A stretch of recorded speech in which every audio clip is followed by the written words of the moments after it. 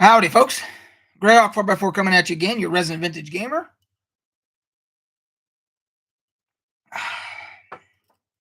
Welcome to the Thursday night gaming chat. Got some stuff for the old show and tell here. Got another little tidbit I want to talk about here in the stack of stuff. And got some gaming news stuff to go over. And we can talk about whatever else you guys want to talk about too. Finished Moon Knight, so we can talk about Moon Knight if you want. Still have not seen Doctor Strange, so we will not be doing any spoilers there. So I don't know if I'm going to go to the theaters and watch it or if I'm going to wait, but I may have to go to the theater because trying to avoid spoilers is going to get harder and harder. So anyway, we don't have anybody in here, and we'll have to wait and see if anybody jumps in. Check the old notifications here. See what's happening. Look at some headlines real quick while I'm waiting for people to get in here. Let's see what this is here.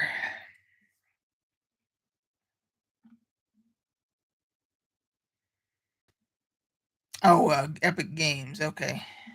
I was looking at the free games on Epic right now.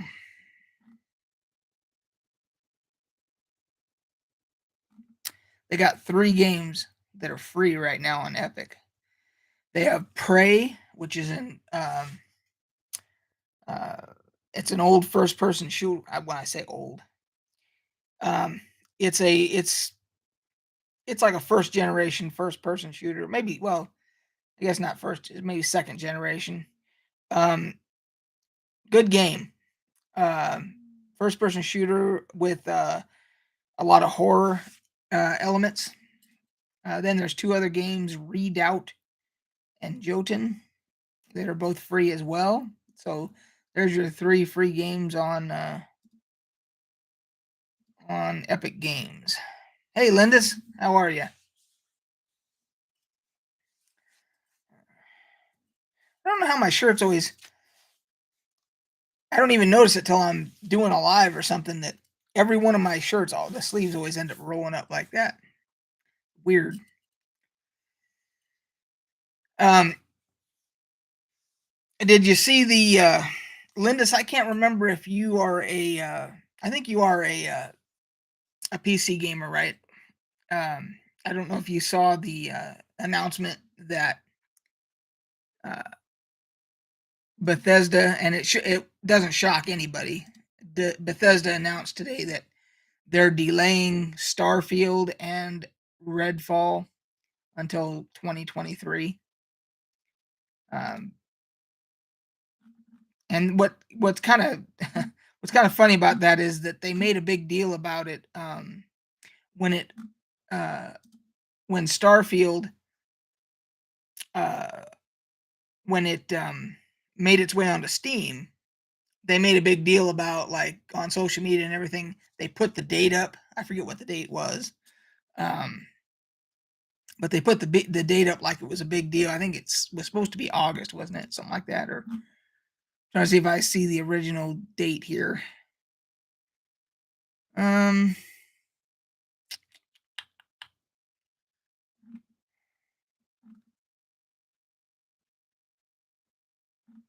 Yeah, I can't remember what the original date was. It might have been November. Now that I'm thinking about it, I think it was November. Yes, it was November 11th of this year was when it was supposed to come out, and now it's being pushed back. They're just saying 2023. They're not saying when, but yeah, they made a big deal about putting that 11/11/22 date out there, and now they're not sticking to it. And of course, they're quoting, you said, why. The standard boilerplate stuff, every time that there's a game that is delayed, it's like, oh, we want to make sure we're putting out the most polished version, and which, I tweeted it out today. I tweeted their press release out, and somebody responded with, Well, the alternative is, and then they had a picture of Cyberpunk 2077 because Cyberpunk 2077, of course, showed up unfinished, and it was in pretty bad shape when it showed up. So I guess it's feast or famine, right? It's it's either we push them and then they end up shoving a game out that isn't finished, or if they delay it, then everybody gets upset because they're delaying it, and it's like um, I understand it's kind of a no-win situation for developers, but that's why I think giving a solid release date uh, is always a bad idea. I think that they should try to keep to it at minimum, at the most, say what quarter they think it's going to come out, like say fall, of 2022 or winter of 2022 or whatever, um, so they don't feel kind of boxed in, you know.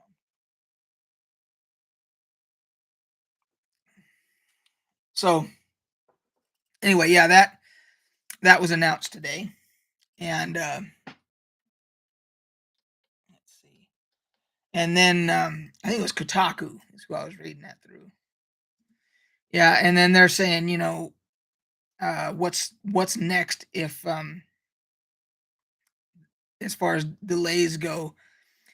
They're wondering, says, so who's next? God of War Ragnarok, Bayonetta 3, Gotham Knights.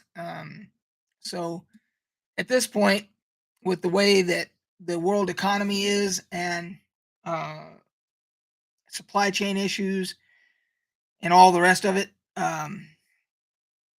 I don't know that we can expect anything to really be on schedule anymore. I don't know if it's going to take another 5 years before things get back on track, but until countries like where everything is manufactured, until those countries uh, quit having COVID shutdowns, because right now I think it's Taiwan is completely shut. I think it's Taiwan that's shut down right now for COVID.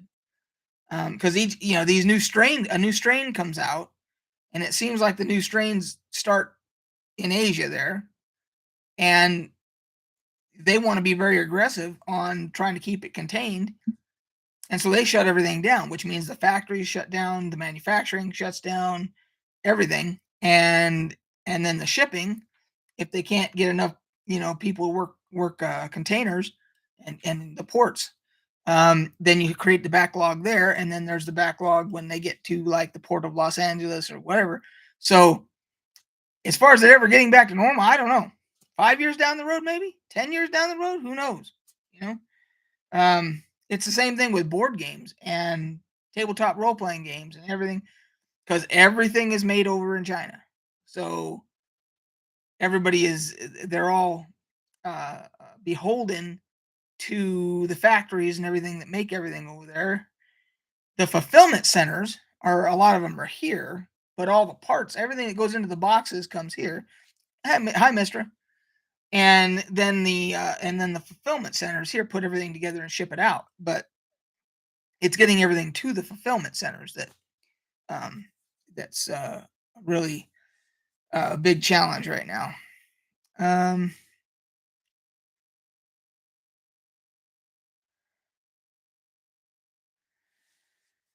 let's see. Don't get me started on the negatives of the global economy, even though I must admit there are a lot of positives.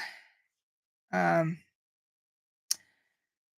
yeah, it like I said, for overall the global economy, what do you think? I mean, I think it's going to take 5 years minimum for everything to get back to normal on a global scale. I really do, at minimum.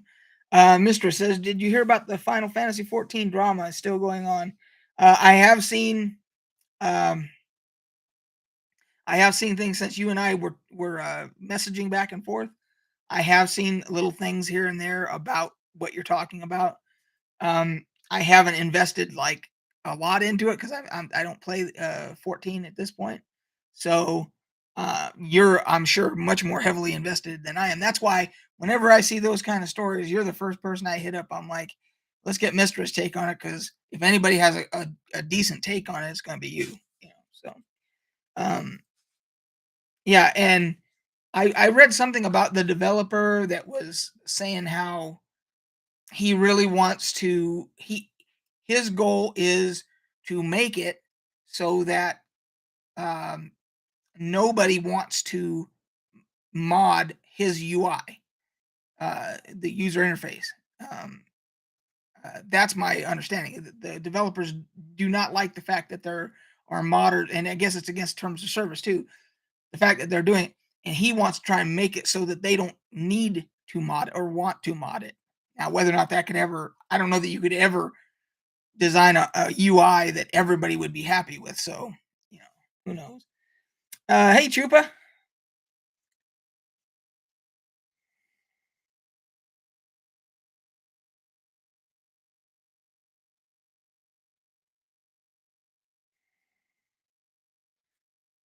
Yeah, I agree with you, Mister. If there is a MMO, let's say, and they basically say you are not to use any add-ons or any mods or whatever, I don't use them. I don't ever take the risk. I don't want to take the risk um, on getting in trouble, because if it's a game I love, I want to be able to log in and play it, and I don't want to get banned or anything. Prime example of that is that for EverQuest 2, there is a extremely popular uh, EQ2 EQ2 maps. Uh, it's a it's an add-on, and it was never a problem with anybody about that being used. And all it did was it allowed the players to put points of interest in to upload points of interest, and then those points of interest would get integrated into the map add-on. Um, because there's so many maps and everything, it'd be impossible for anybody to know where everything is, without some type of add-on. So it was never a problem.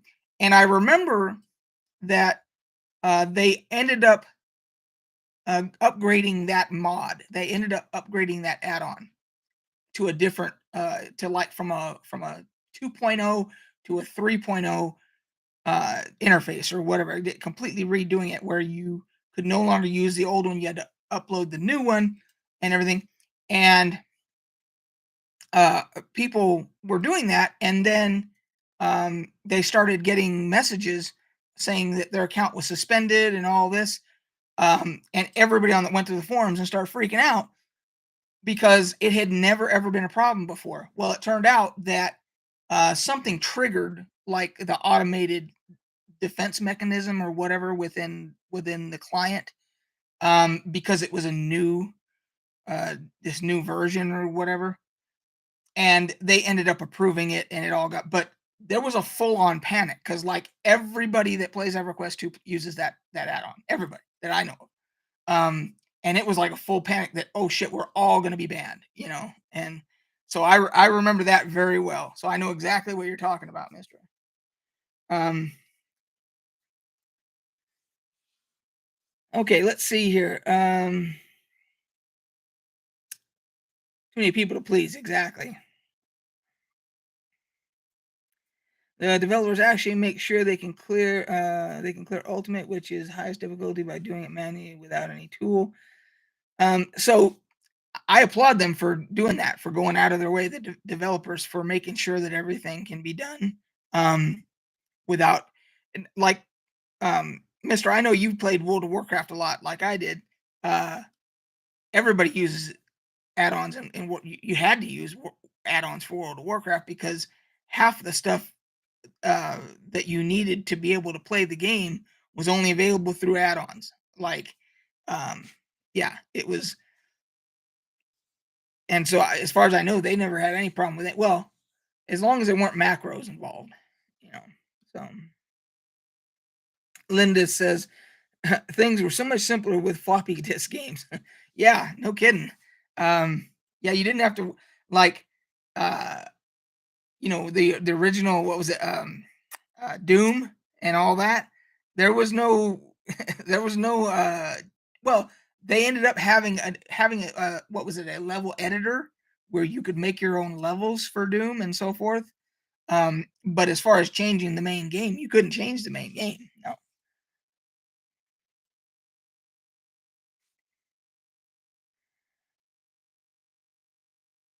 Yep. Yeah. Like I was saying with World of Warcraft, you had to. Everybody uses mods now. In the years after mods became really popular, um, every new expansion, if you noticed, Blizzard started like trying to integrate things that kind of made mods obsolete. Um, the main one being Gear Score. Gear Score, if you remember, Gear Score at the very beginning was only done through a mod to figure out your gear score. And then Blizzard basically made that obsolete because they just integrated it into the client. Um, Lindis remembers the editors. Yep. Yeah, you could. Matter of fact, I have a binder over on my bookshelf for the Half Life. Was it Half Life or the original Team Fortress? One or the other. There was a level editor. You could make all your own levels for. Uh, I want to say Day of Defeat and Team Fortress. Uh, all those you could make your own levels for them, and we actually did that. Me and my buddy made levels, and yeah, that was for the original. Actually, it was Team Fortress 1, I think. We made levels for that.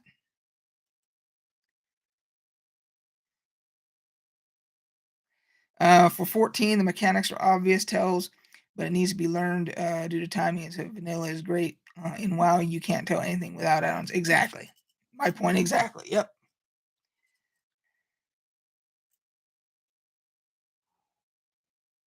Has everybody in here? What? There's about like 4 of you guys in here. Has everybody finished Moon Knight? Because I want to talk about Moon Knight, but I don't want to spoil it for anybody. So, because my wife and I finally finished it.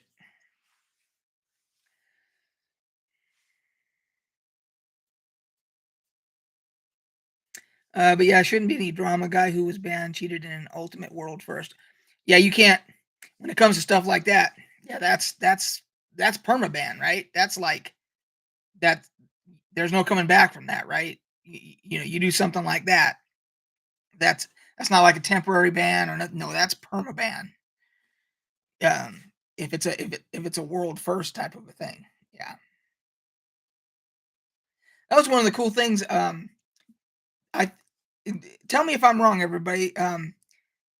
EverQuest 2, now they might have done this in EverQuest 1, but I didn't play EverQuest 1 until after I'd already started EverQuest 2 and I wanted to go back and play the first one, some of it.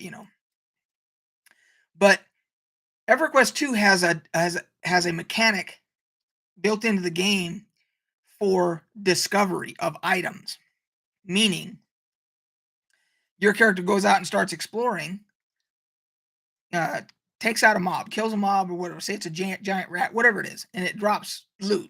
And your character loots the items. And let's say that there's a spell book or something in there. And your character is the first character on that server to loot that particular spell book. It sends out a message on the whole server saying this spell or whatever it was just discovered by your character's name, and that stays in the database so that whenever anybody wants to check, even 10 years down the road, they want to go back and see who discovered that item. Could be a weapon, could be a spell, could be a piece of a clothing, could be a piece of armor. Who was it that discovered that? They can see it. And some people run out and try to basically have a competition to see who can get the most discoveries. Now, in addition to that, there are world firsts. So over all the servers, I had one world on my first character in EverQuest 2, some spell book. I had one world first discovery for some spell. I can't remember what the name of the spell was. Um, which meant over all the servers, my character was the first one that ever found that item. That's a pretty cool feeling, and it's there forever, when they check the database or whatever. I don't know if any other MMOs have that. they have world firsts for like boss kills and stuff like that. But as far as individual items, and that also included if you crafted the item. So if you were the first one, let's say that there was a new type of healing potion, and your character was an alchemist, and you were the first person to craft that particular healing potion, that stays in the history forever, that your character was the first one to craft that potion. Now I don't know if any other MMOs do. I don't remember ever seeing any other MMOs do that. So um so does Elden Ring, funny enough. Okay. Now that now that's pretty cool. Um Damn, I wish I would have known that from the get-go. I probably would have bought it right out of the gate. Um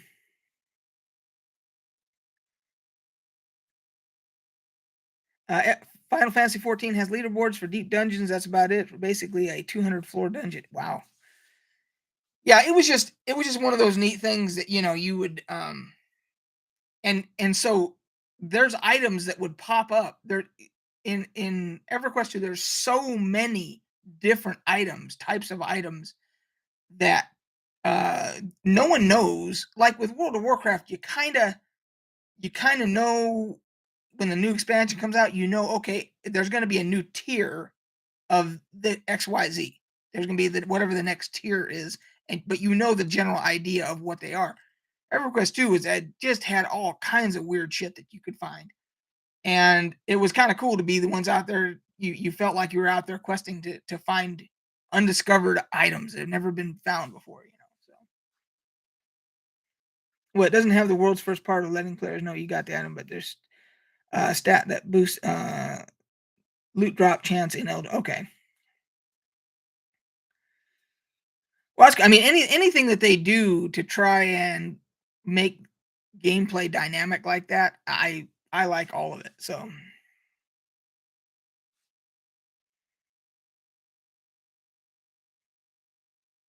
yeah, if I was like well, now there's a new server coming out the end of this month. There's a new time lapse server on EverQuest 2, and if I start a new character on that right out of the gate, what I'll do is I'll just take if I get any discoveries, I'll just take screenshots, because now um there's not only the print screen through the game, but if I'm running it on Bandicam, I can also just take a snapshot with Bandicam too. So you make sure you have it.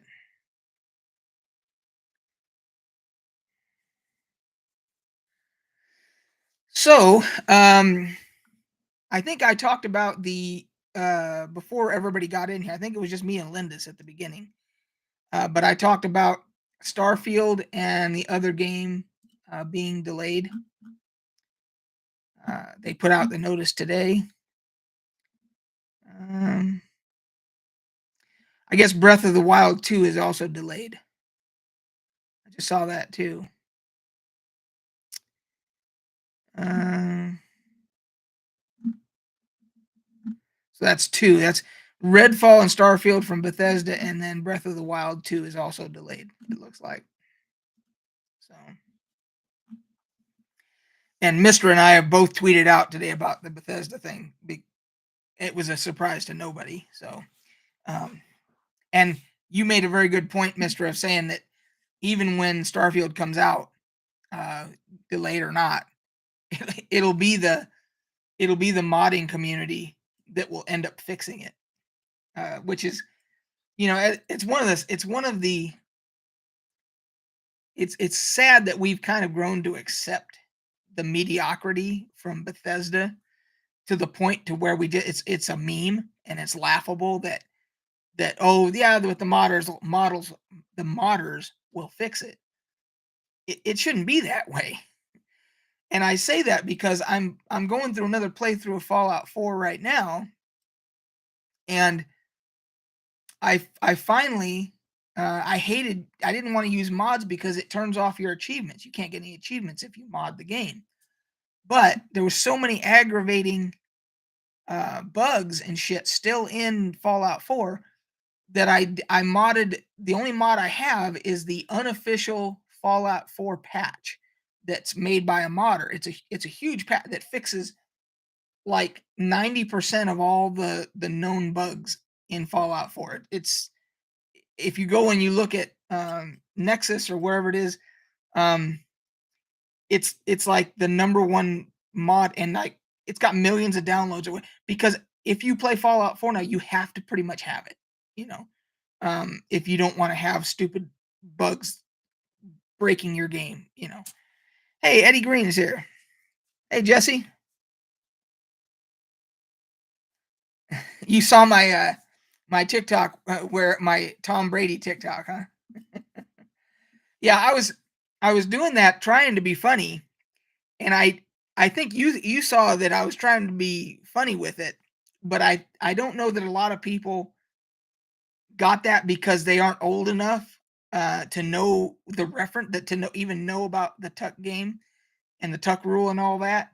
Um, even though Tom Brady was trending that day because he finally admitted it was a fumble, uh, I still don't think a lot of people got it. So it didn't do very well on TikTok because I don't think people got the humor.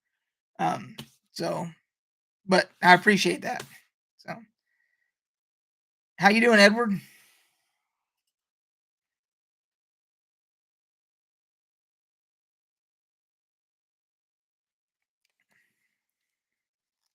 So, Mister, I noticed that you were talking about Final Fantasy 16. What happened to 15? Was there a 15 and I missed it, or was that a single player game?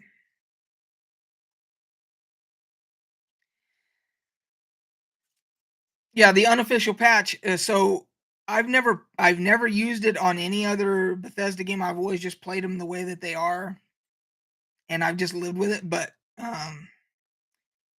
uh, the um, the one for Fallout 4, I finally was like, no, I can't live with these stupid ass bugs anymore. If you ever played Fallout 4, one of them was the settlement of Covenant, which has a whole quest line, a really good quest line involved with it. Probably one of the best ones in the game. But in that, if you decide you want to keep that settlement and use it as opposed to the other option it won't matter. But if you decide to keep it, Covenant has sentries, uh, uh, machine gun sentries all throughout it that are part of it before you even get it as a settlement. And without the unofficial patch, if you kept that settlement and decided to start building there, if you put up a sentry in addition to the ones that are already there, the goddamn sentries will start blowing each other up because for some reason the existing ones think that that new one is an enemy or whatever, you know. So you and the system itself does not consider the ones that were already there to count towards your defenses. So your citizens would be unhappy because they wouldn't think they had any defenses, even though they got 8 sentries that were already pre-existing. So you want to put new ones up, but you put new ones up, the other ones will they'll attack each other. The unofficial patch, that's just one of the little fucking things, annoyances that the unofficial patch fixes. And it's like I finally was like, I gotta use the mod because I'm tired of all these stupid little things, you know. So okay, so was 15 must have been a single player game then, obviously. Um,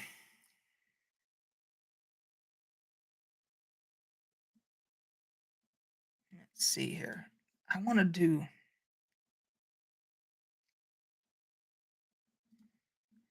look and see here.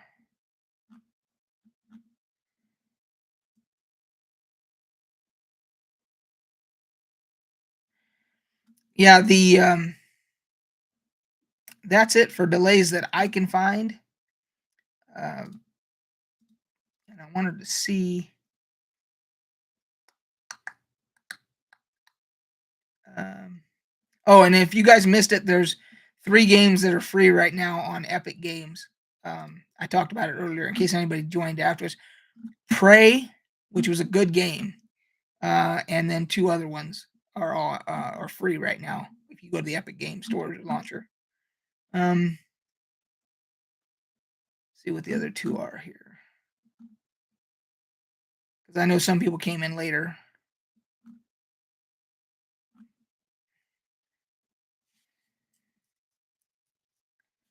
This isn't showing the other two. Oh, Redout, Redoubt or Redout, and Jotun are the other two games that are. So there's 3 free right now. Gonna cost you a dime.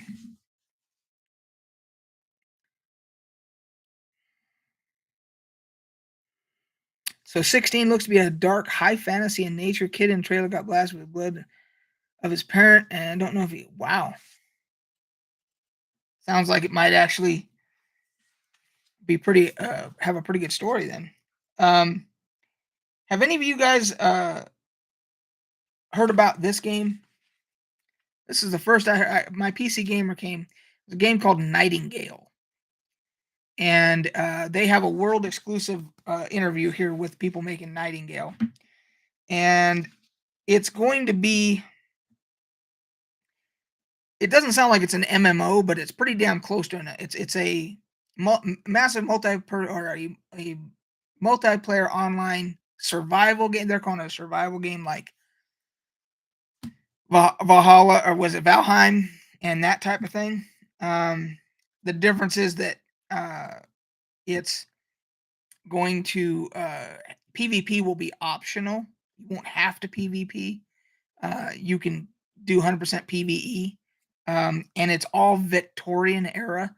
Um, and if this is a huge article in here, I don't know if you can see it if you go online. If you can go to PC Gamer and read the whole thing online, but it's a fantastic article, and it basically explains that uh, there are these portals, and these people are from the Victorian era, and they're traveling through the portals, and the portal system gets broken or whatever, and they get stranded, and that's the backstory as to why they are doing what they're doing. But it looks incredible.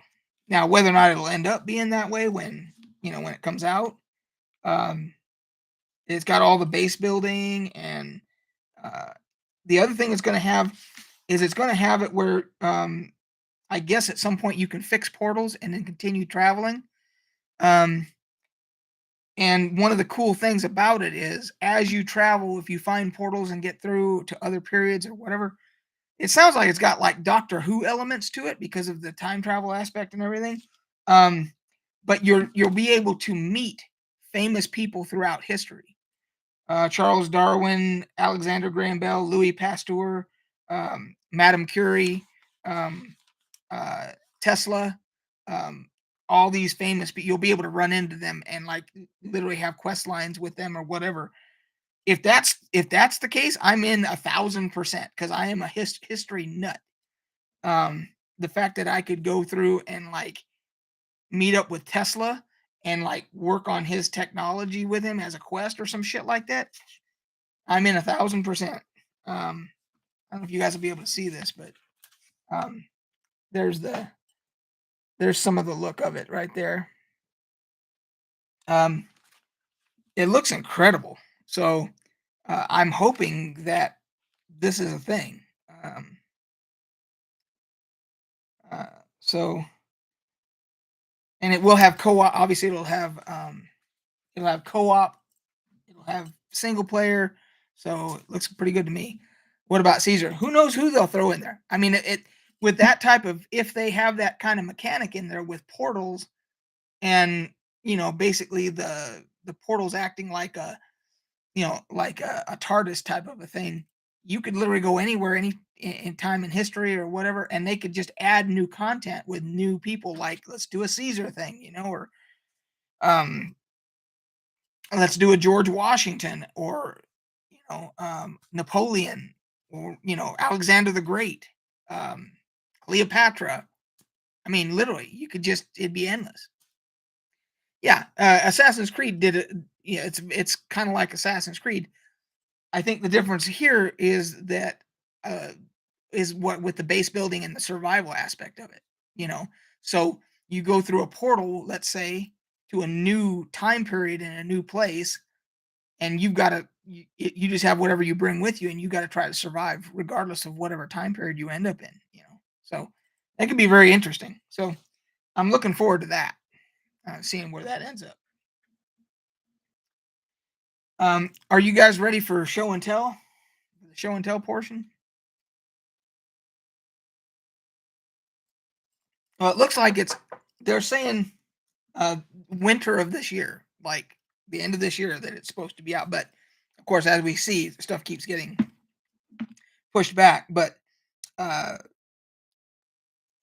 here's the kicker. I told you guys all that stuff, and I saved something in reserve because I kind of tantalized your taste buds there a little bit and everything.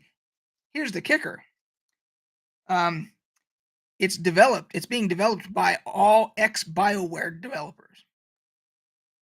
The old developers from BioWare. Now you're really interested, right? So I thought you guys might like that. So let's get into the show and tell portion here. Now this is some more second edition D&D stuff, AD&D stuff. These were more of like the Dungeon Master source books, not additional source books, like for additional content and stuff like that.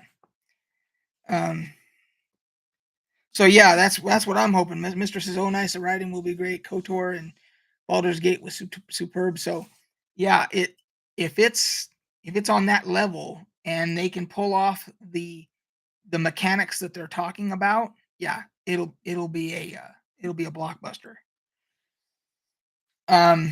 So here's the show and tell stuff. So the Dungeon Master guides that they had, like this is the creative campaigning, and basically this whole book, there's a whole series of these blue ones like this. See, the whole series of them, and this one is all about.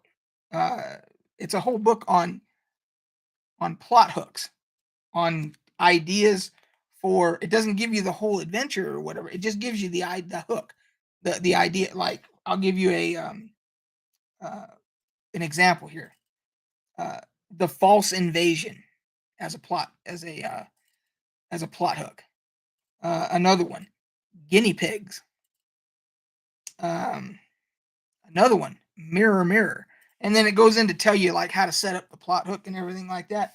But that's what this whole book is. It's all different plot hooks, and then you can just build the idea, take that idea and run with it with that plot hook as a DM, let's say.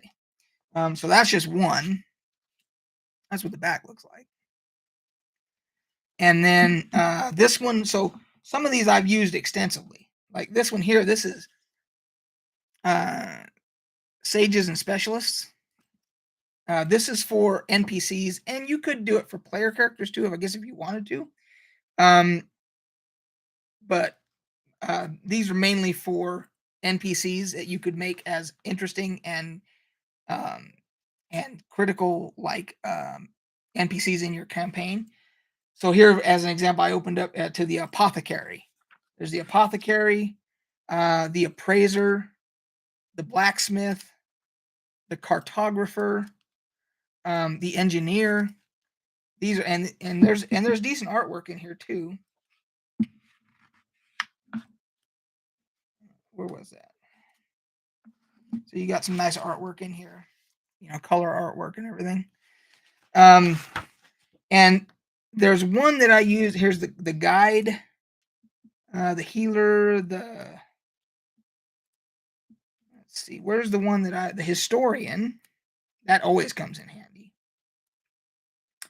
The scribe, I think, is the one that I used for my my character Cloche, who's very instrumental. He's very integral in my campaign. The seer.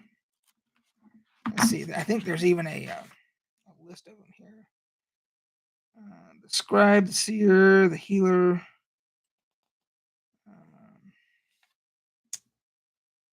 The chronicler, I think he was a chronicler. Yeah, because he would write down, he would chronicle people's quests and things. Like if they started to become famous, he would chronicle their exploits and their victories and all that kind of stuff.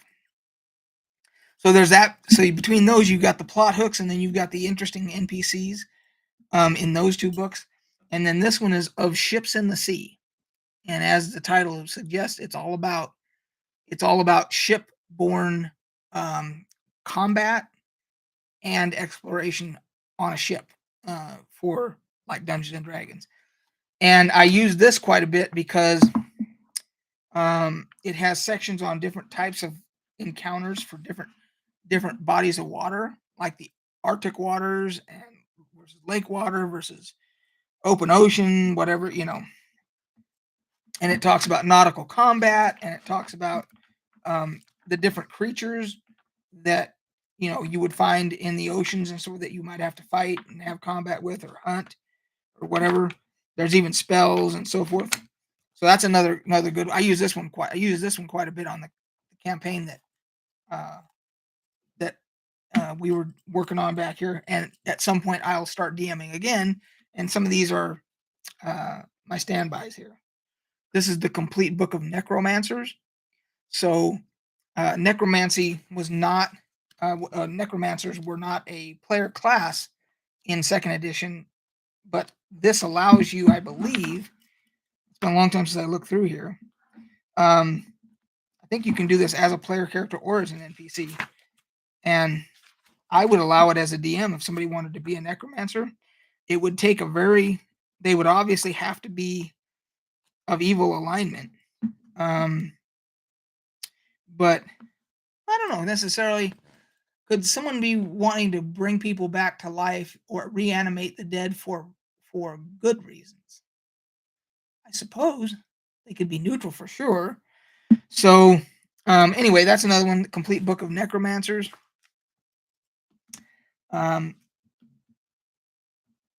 Spelljammer. So this is the Spelljammer, basically the player's handbook for Spelljammer. I even forgot I had this one. So with all the new Spelljammer stuff that they're talking about, here's the original from second edition. There's a nice piece of artwork right there of a ship. So there's that. Hey, Bastille. And then the complete book of villains. So this is like the famous villains that you could place into campaigns and so forth. I don't know. There's a piece of artwork for you.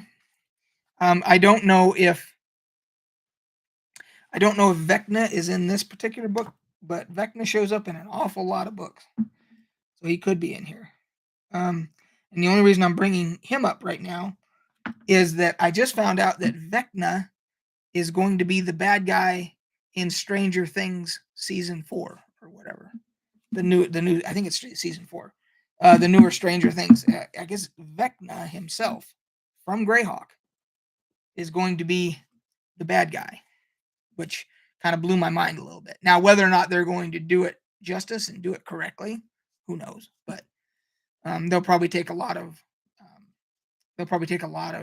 artistic license with it. So Bastille, you were asking about oh, that sucks, Bastille. You've had bad luck with stuff, haven't you? You've had people break your stuff. You've had stuff get damaged. Well, I think we've all had. I've had stuff that get that's gotten ruined before too. So you've never seen the of Ships in the Sea, huh? I think it was the last one that they did because even the cover itself, this is very shiny and smooth as opposed to these other ones that are kind of a flat, duller, and more porous. This feels a lot cheaper. The cover and everything feels a lot cheaper than these other ones. So I think this was later. I don't know if this has what the date is here. This is 1997. opposed to, let's see, the Necromancer's book. 97 versus, yeah, see, this is 95. So I was just guessing because I could tell the difference in the quality. This was 97. I think this might have been the last one that they did of this blue series.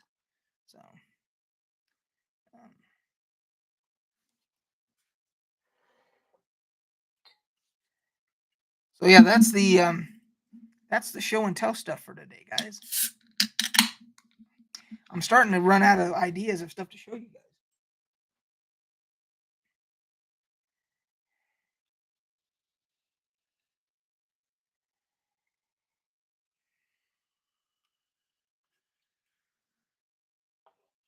The sound of Mountain Dew.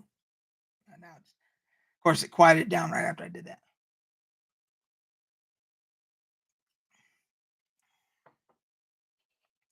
Has anybody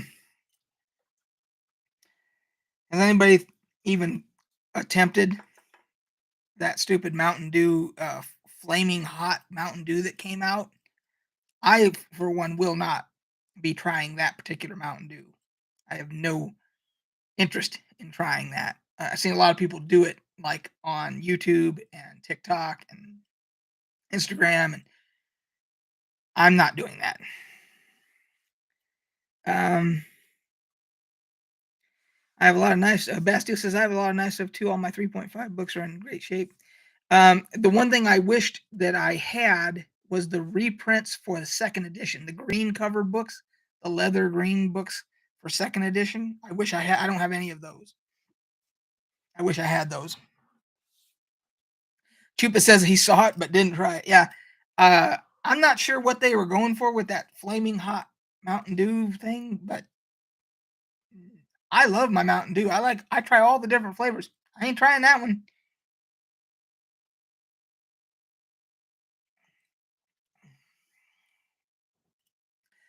Somebody on one of the videos I watched, somebody said literally they drank it and it was instant heartburn.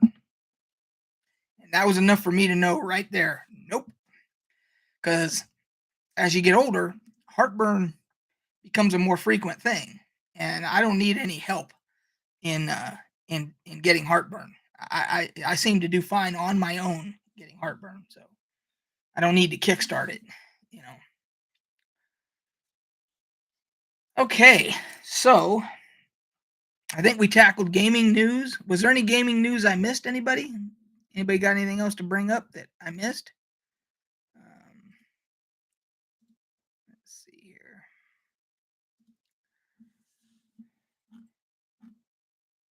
We are playing tomorrow night on our campaign, so that should be interesting. We can continue on. We got a whole laundry list of quests and stuff, as you noticed from the campaign update that we get to tackle. So that's going to be interesting. Really enjoying the idea of the investigator class that is in Eddie Green's work that he did. So the other two, the street urchin and the vigil, I think at some point I'm going to have to play all those as player characters at some point, just because I like the idea of those. So, if you ever read any of the Gord the Rogue by Gary Gygax, the novels for Greyhawk, Gord the Rogue sounds like he would have been. He started out as the street urchin because that's what he was, that class. So, even though in Edward Green's book, he says that the street urchin takes the place of the halfling as a class, but Gord was not a halfling. So,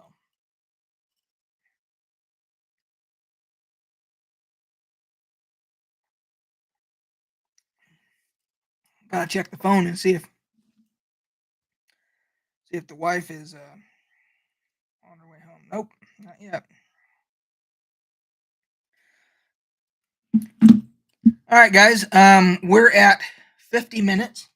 I have no more topics to cover. We've covered just about. Oh, I did buy on sale. I did buy the Conan. What the hell's it called?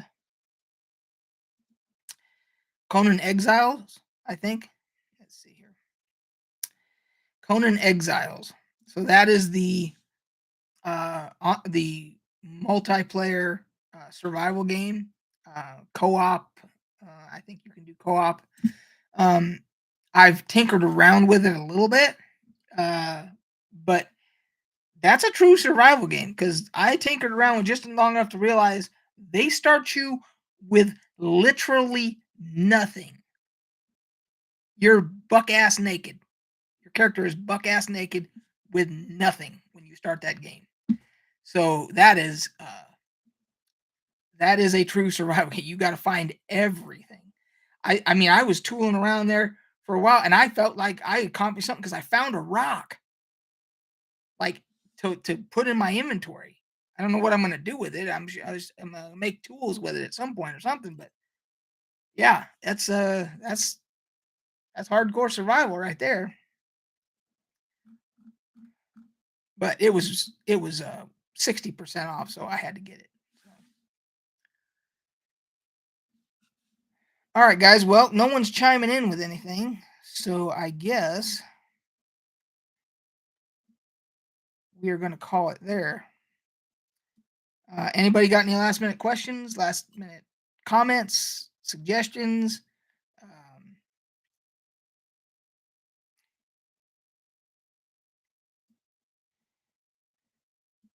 Anybody else looking forward to football season like I am?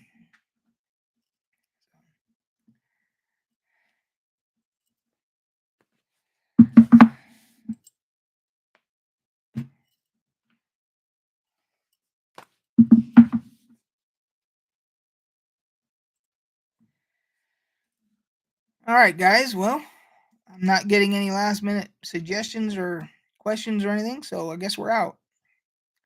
Cheers, all. We'll catch you on the flip side.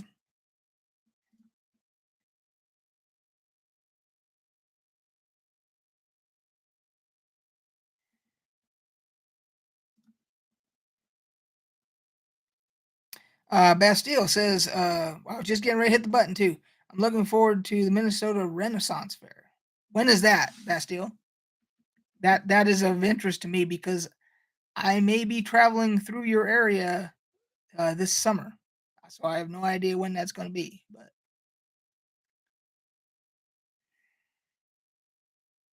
see ya, Jesse. If you're still here, Bastille. I guess I could Google it. I mean, I'm literally August 22nd. No, that's after. I will not be still traveling in August. No. So